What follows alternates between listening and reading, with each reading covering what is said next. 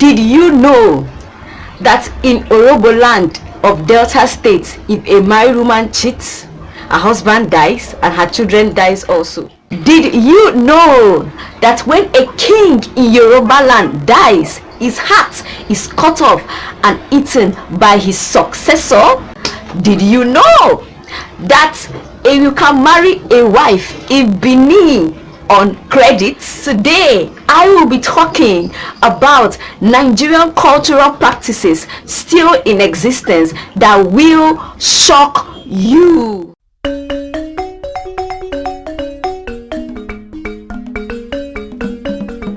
Hello there and welcome to my channel. My name is Amazing Grace Daniel, aka ZD.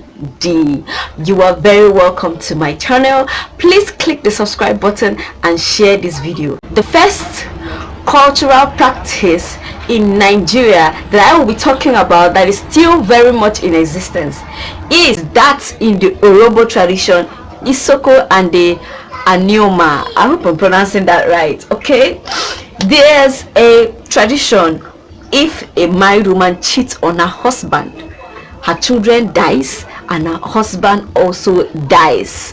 It's not all just Orobo, Isoko and Anioma. It's also in Benin. Yes, there's also that tradition in Benin. So a married woman is not allowed to cheat on her husband, otherwise the consequences will be too daring, and it's believed that it actually works. What happens is that if she doesn't confess, that is when those consequences befall her husband and her children, and it only befalls her husband if he knows about it and covers up, meaning that she must confess about it to the whole community, to the whole kingsmen and to the whole gods. Secondly, if he covers up, he will die. He eats her food, even if he doesn't cover, but he eats her food, he will die. And if her children, that one, children are exempted. If she doesn't confess, the children will die.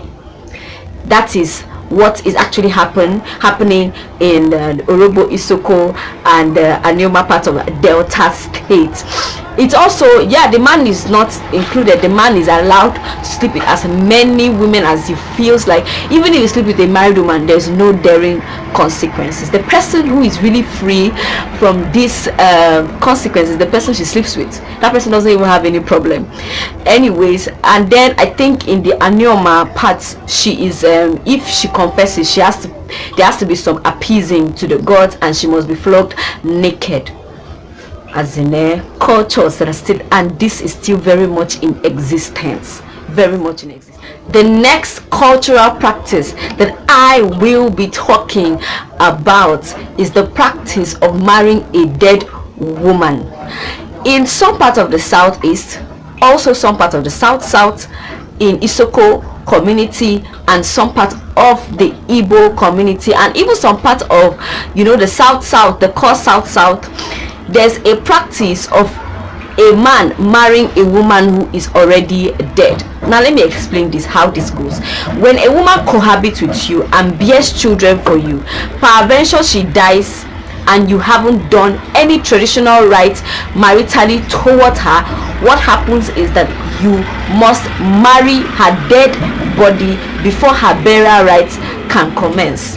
Now, the first time I got to know about this was when I was watching NTA Newsline some few years back, and then I cut across a wedding ceremony of a dead woman. It was really high life wedding ceremony, and then it caught my attention to find out that some practices that are still going on. Yes, it goes on. That was in Isoko community, and it's still going on in some parts of the Igbo community. If you go through Google, you find out that there was a popular situation that happened in Ebonyi State, where a man from Easy local government was forced to marry a woman who had bare 2 children for him, who was cohabiting with him. I think she died of snake bite or something of that sort, and he was forced to marry her.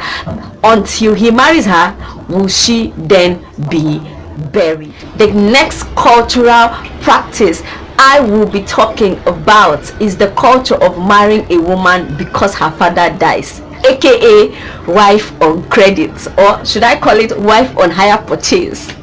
Anyway, not purchase, I think it's credit. In Benin part of Edo State, the Benin Kingdom, the Benin people itself, what actually happens is that some people cohabit with a lady, bear children. At the moment the woman's father dies, the man must pay her dowry before the burial rites of the father, of the mother of his children, must be married. I think, yeah, am I getting myself clear? Okay, let me repeat what I said.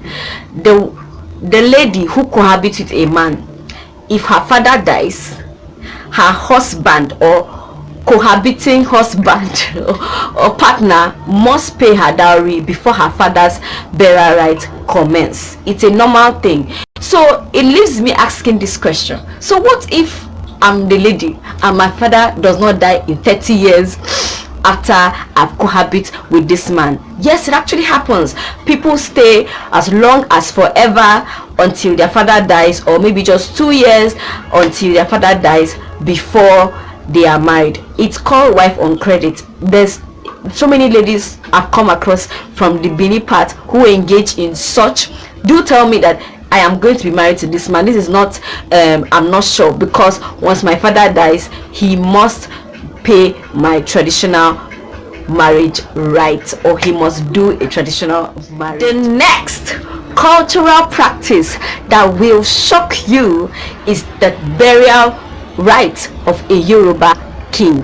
Oh yes, a Yoruba king is not buried like the rest of us who are buried by the customs and laws of our religion. No, he is buried by the customs and laws of the land that he rules and the kingdom that he rules. Now, the rules are not funny. The ways the Yoruba king is buried is not funny. One of the significant parts of burial right is that his skull is taken, cut off, and his heart is also cut off. His heart is given to his successor to be eaten, like by his successor, by the person who succeeds him. I'll be reading from an article to read the procedures, like the procedures. I think I'll leave the procedures here as well. The procedures in which a Yoruba king is buried, installed and buried, because it actually goes hand in hand. Another one has to be installed while the other one is transposed. It is believed that a Yoruba king does not die, but he is transposed into the spiritual realm. Okay, that is why his heart is being eaten by the successor, so that it's believed that his life is still continuing in the life of the successor. Let's read this article because I'm just blabbing. So this article that I will be reading is about the burial rights of the Alafin of Oyo. Well, there are different Yoruba kingdoms. We have the Ife kingdom, we have the Ogun State, Ode Remo of Ogun State, we have Alafin of Oyo, and then we have the Oni of Ife. The Oni of Ife's own has not really been broken down. What happens is that the moment he dies, the family just hands him over to the Oro courts. That's the courts for the Oni of Ife. So they just hand him over to Oro courts, and whatever happens, it still remains a secret. People don't really know how it goes about. Then that of Ogun State, I don't even want to read it, because if you Google it, you will read things that will blow your mind. But I'll be reading the regular procedure, which you find in that of the Alafin and of Oyo. I think I'll be keeping it here for you guys to also read with me. So let's read together. It says the Ogboni priest have a part in the ceremonies following the death of a king and during the installation of his successor. In Oyo, they are summoned to the palace as soon as an Alafin has died and attend while the corpse is washed. Then they cut off its head and take it to clean all the flesh from the skull. A palace official removes the heart and puts it in charge of the Otun Efa, the titled eunuch responsible for the Shango cult. During his installation, the succeeding Alafin is taken by the Otun Efa to make a sacrifice to Shango, and while with it is given a dish containing the heart of his predecessor, which he must eat. Oh my god, oh my god, oh my god, are you guys reading this with me? Okay, let's continue. Later, he is taken to the Ogboni shrine, where the Oluwo hands him the skull of his predecessor, which has been filled with a corn grow which he must drink. You know what, let's just stop there. I can't go ahead. Like, I thank God I'm not the king. I'm not the Yoruba king. Okay. The next cultural practice that I would be talking about, this one is not so shocking, but it's shocking because it's actually a practice where a married woman is buried in her father's compound. Some of you will be like, that's not shocking. That doesn't sound shocking. That doesn't even sound cultural. Anyways, it has been known age long in almost all parts of Nigeria, when a woman who is traditionally married to her husband without any case of divorce peradventure to her death, she is buried in her husband's compound or her husband's family compound. Okay, but in the Isha part of Edo State, a married woman is buried in her father's house. It is believed that a woman or a man, everybody belongs to their father's father. Despite the fact that she is being married off to another man, does not make the man own her. A married woman in Ishan always have a room in her father's house. She has a place in her father's house. By so doing, she is buried and must be buried in her father's house.